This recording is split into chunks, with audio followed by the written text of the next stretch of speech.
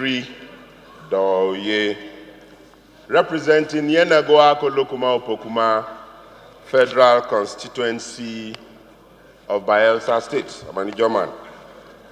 Mr. Speaker, honorable colleagues, I'd like to join my colleagues in thanking Julius Pondi for once again bringing to the fore the issues and the problems and the challenges of the Jaw people and of the Niger Delta people, which has led to loss of lives and which has led to the decay and near extinction of that environment and the people.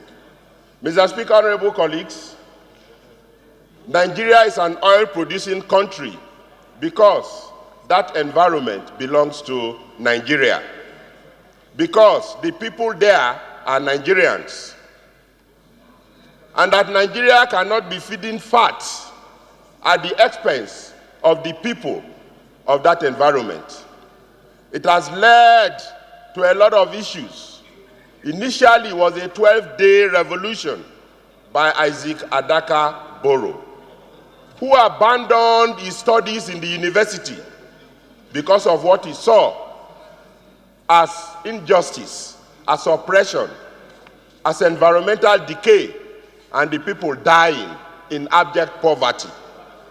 Mr. Speaker, Isaac Boro abandoned his studies in the University of Benin and carried out a 12-day revolution, which landed him to being killed.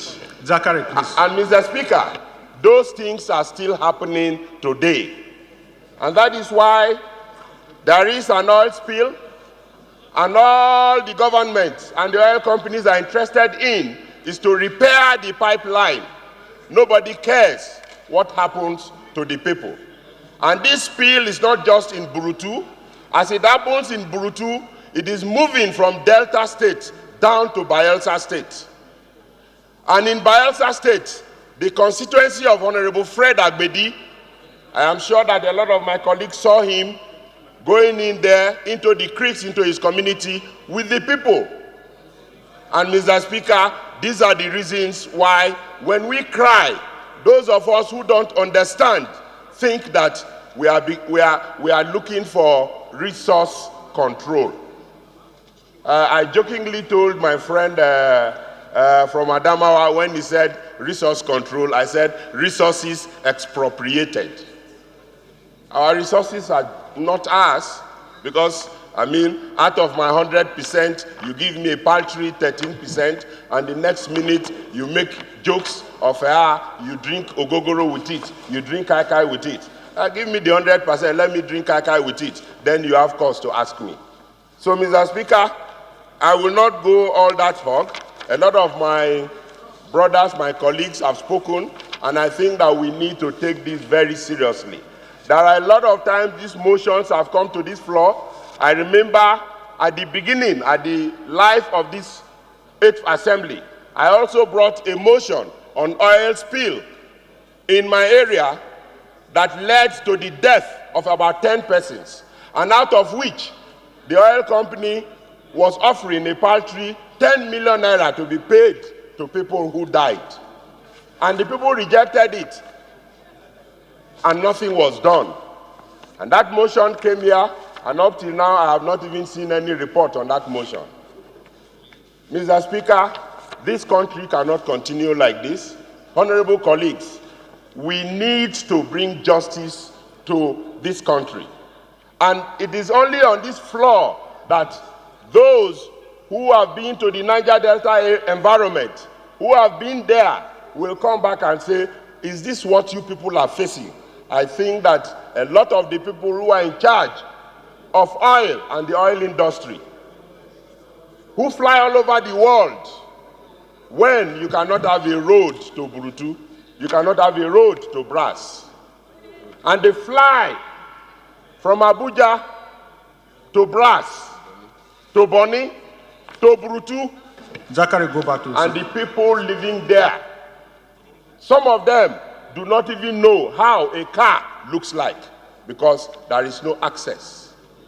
And as I keep saying, it is always a tale of two cities. According to Charles Dickens, you have one city with infrastructure, you have one city with lights, you have one city with all the goodies in the world, and then you have another city by the side of it, maybe a kilometer away from it, where the oil is actually gotten. The people are primitive. The people do not know how a car looks like. The people do not know that billions are taken away from their land daily.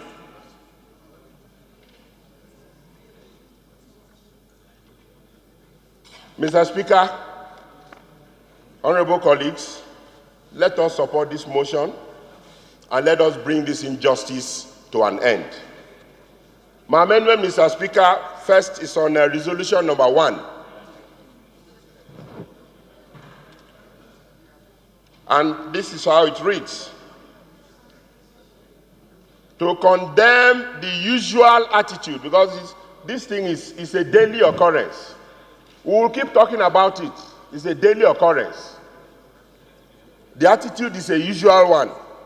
To condemn the usual lukewarm approach of SPDC in taking steps to come to the aid of the affected communities and commence immediate spill, cleanup, and remediation, very, very important, remediation of the affected communities. Lastly, I add resolution number 5. Before now, the oil companies tell us when these things happen that it is because of sabotage. But I'm happy this time around, SPDC is owning up to say it is an equipment failure. And these equipments, these pipelines have been there for 40 years, 50 years, just like Honorable Say just noted. The agencies, federal government agencies responsible to look at these issues have a lukewarm attitude also. They don't care, the pipes are there, and anytime they rupture, the environment becomes a problem.